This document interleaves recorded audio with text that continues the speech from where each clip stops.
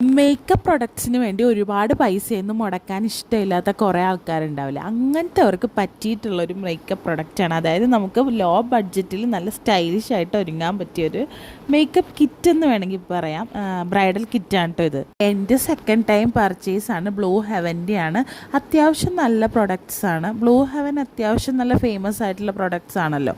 അപ്പോൾ ഇതിൽ നമുക്ക് 11 ഐറ്റംസ് ആണ് ഉള്ളത്. ഫസ്റ്റ് വന്നിട്ട് ഒരു മസ്കാരയാണ്, പിന്നെ ഒരു ബ്രൗൺ കളറിലെ ഐബ്രോ പെൻസിലുണ്ട്, പിന്നെ സിന്ദൂറുണ്ട്, പിന്നെ ഒരു കോമ്പാക്റ്റ് പൗഡർ ഉണ്ട്. ചിലപ്പോൾ നമ്മുടെ സ്കിൻ ടോണിന് ചേർന്ന ഷെയ്ഡ് അല്ലായിരിക്കും. പിന്നെ ഒരു ഐഷാഡോ പാലറ്റ് ഉണ്ട്. 4 ഷെയ്ഡാണ് കേട്ടോ അതിൽ വന്നിട്ടുള്ളത്. 4 നല്ല ഷെയ്ഡാണ്. നമുക്ക് പാർട്ടി വെയറിൻ്റെ കൂടെയും അല്ലെങ്കിൽ നോർമലായിട്ടും കാഷ്വലായിട്ടൊക്കെ യൂസ് ചെയ്യാൻ പറ്റിയ ഷെയ്ഡാണ് 4. നല്ല ഷെയ്ഡാണ് കേട്ടോ. എനിക്ക് ഒത്തിരി ഇഷ്ടപ്പെട്ട ഒരു ഐഷാഡോ പാലറ്റാണ്. പിന്നെ വന്നിട്ടുള്ളത് ഒരു ലിപ്സ്റ്റിക്കാണ്, ഒരു ലിക്വിഡ് ലിപ്സ്റ്റിക്കാണ്. എനിക്ക് ഈ ഷെയ്ഡ് ഒട്ടും ആപ്റ്റ് അല്ലായിരുന്നു.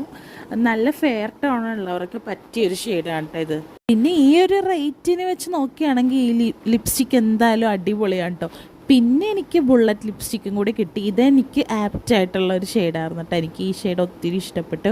ഒരു റെഡും ബ്രൗണൊക്കെ കൂടി മിക്സ് ആയിട്ടുള്ള ഒരു ഷെയ്ഡാണ്. എന്തായാലും ഇത് അടിപൊളിയായിരുന്നു. പിന്നെ ഒരു ഫൗണ്ടേഷനാണ്. അതും എൻ്റെ സ്കിൻ ടോണിന് അത്ര മാച്ച് അല്ല, എന്നാലും നമുക്ക് മോയ്സ്ചറൈസറും അങ്ങനത്തെ സംഭവങ്ങളൊക്കെ ഒന്ന് മിക്സ് ചെയ്ത് കഴിഞ്ഞാൽ അടിപൊളിയാണ്.